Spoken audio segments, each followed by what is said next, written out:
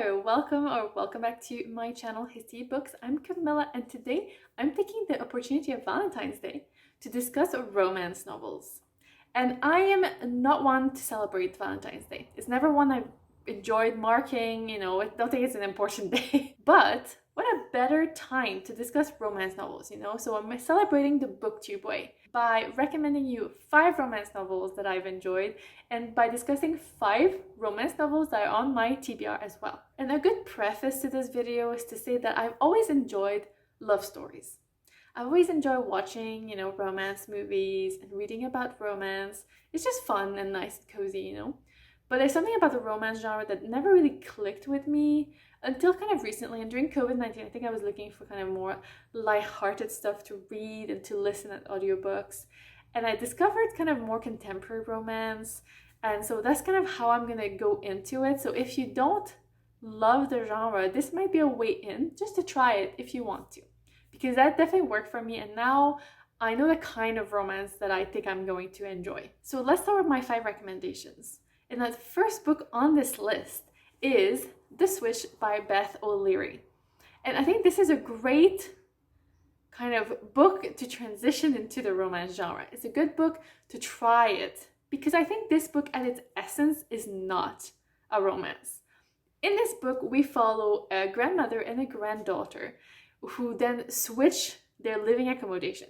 So the granddaughter who lives in London heads up to the countryside to live in the grandmother's cottage, and the grandmother heads to London to live in a shared flat. And then they kind of take, on each other's lives and social commitments, and it's just really heartwarming. And there's a love story in there, so I think it's a great gateway book into romance.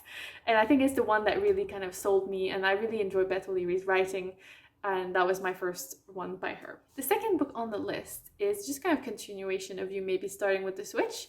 The second one is The Flatshare by Beth O'Leary again. So I think this is definitely a romance. It's a dual point of view book as well, just like the first one.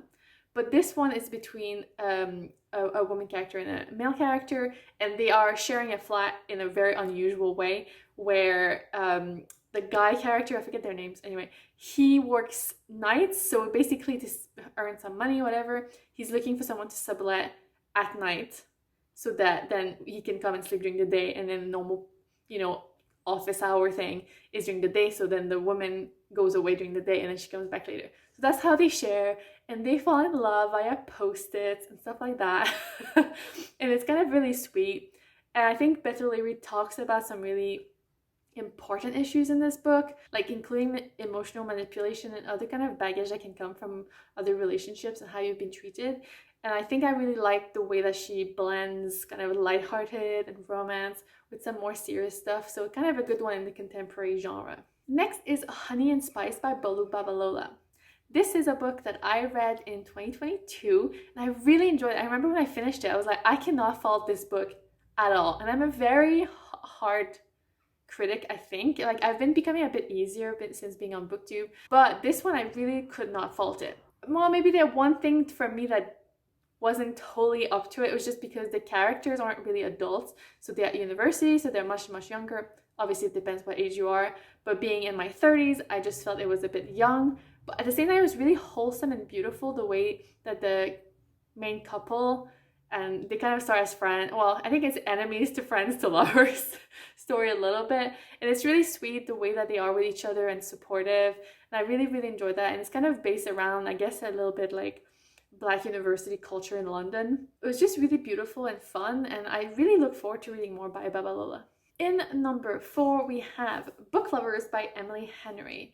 And I think Emily Henry is a bit like Beth O'Leary, where I've discovered her writing and I really enjoy it, like in the romance genre. So I'm going with all of the books now. I've heard some diverging opinions on Book Lovers, but I really enjoyed it, so I'm recommending it. And what I really like about this book is that it turns some cliches of the romance genre on its head. In this book, the main character is a successful, blonde, careerist protagonist. And she's really tired of her boyfriends going to towns for like either back home to their towns or like on a assignment for work, and then they find a cutesy brunette who's like really relaxed and she has like a family work-life balance, and then they leave her for that, which is like the plot of all Hallmark movies. So I really like that it plays on the tropes and it turns it around, and it's a bit of enemies to lovers. So she goes on holiday to a small town with her sister, and then she meets there a sort of work nemesis a little bit, and issues and romance ensues. And I just really liked the tone of it and what it discussed, and the family dynamic as well between the two sisters was really beautiful. So yeah, a really good one to try as well. And finally, in number 5, we have a book that I swear we'll stop talking about very soon. It is Open Water by Caleb Azumah Nelson.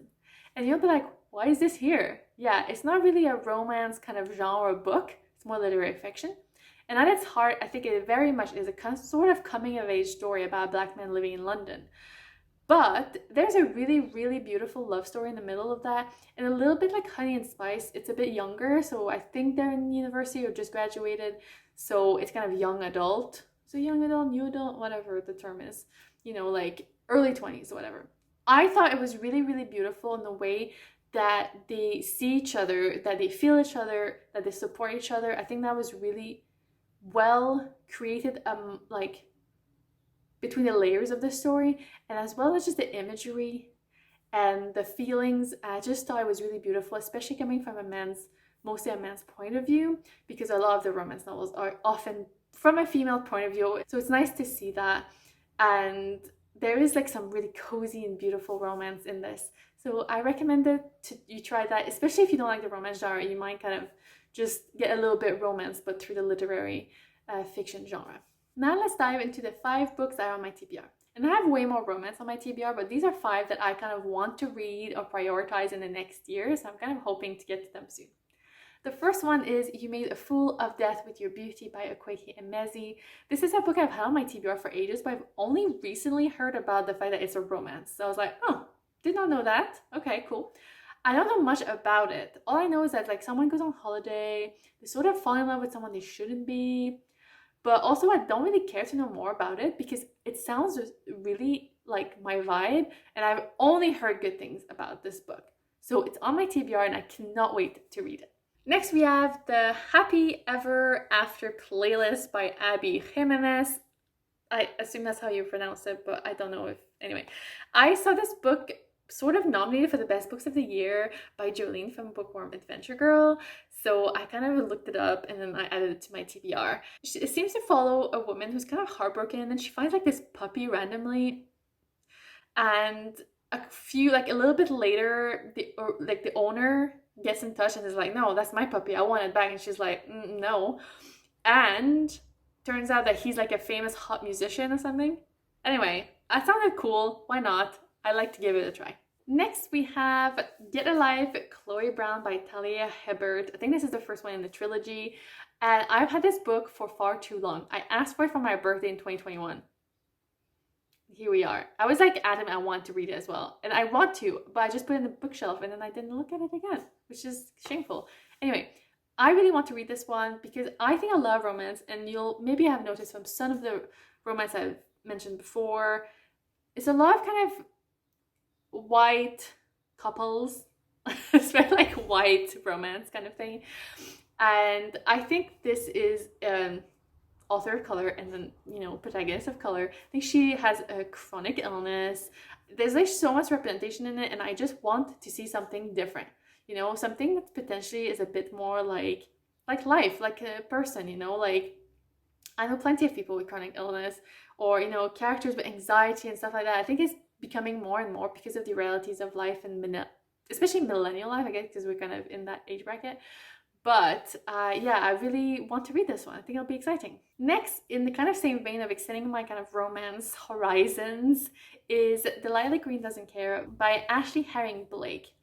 This is one I saw on Thoroughly Enjoyed Books, but I think she had it as a recommendation from someone else, so it wasn't recommended by her. But anyway, I heard about it and it sounded really interesting because one of the character is a lesbian and the other one is bisexual, and I don't think I've read anything with bisexual character in the romance, and I think the author as well is queer, so I was just like, okay, I don't read a lot of queer romance, so I think it'll be good to kind of tried to read some of that. And this one sounded really cool.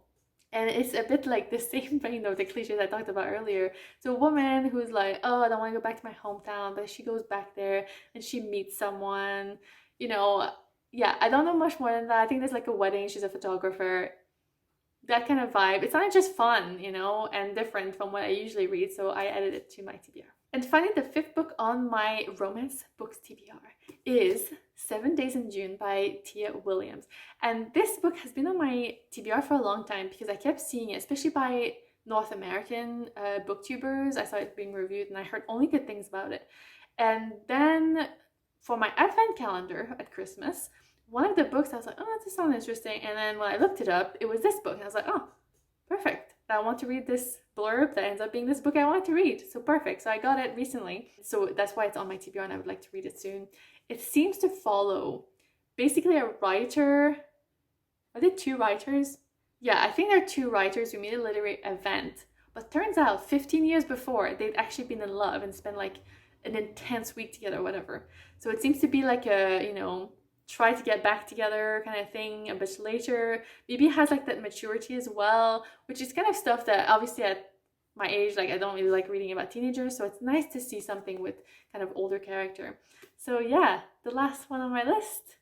And I feel like there's quite a good array. I hope that you'll try one of the romance novels that I've, you know, suggested. If you have read them, let me know what you thought, especially if you're not into the romance genre, because I think that's great to try different things and something new. I would love any suggestions of romance novels that you've really enjoyed.